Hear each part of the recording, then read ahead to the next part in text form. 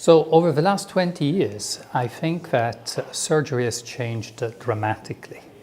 In my opinion, the change has been coming away from traditional mechanics of surgery towards being a more biologically oriented surgery.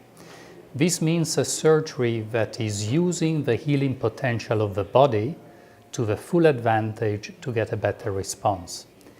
Essentially, I feel very privileged to have been able to contribute to this part.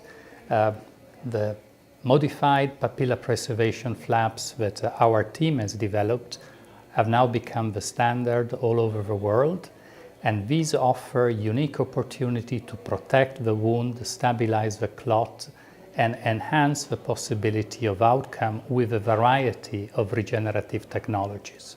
The newer technology based on more modern understanding of biology, of the biology of wound healing, is actually going to be a game changer. So I'm looking at growth factors and at this type of tissue engineering approaches that will have initially some growth factors alone, and then later on other components of the tissue engineering process as being able to allow us to do even more in the regeneration. What I think is critical, however, is that we should avoid in the future simplistic ideas, thinking that these new technologies will be magic bullets that will make surgical expertise and attention to surgical detail obsolete.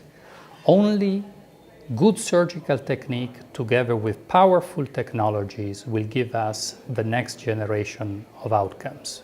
What's happening now is people have realized that the infections, periodontal infections, are so complex and the host interactions are so interesting, and the environmental impact on that also has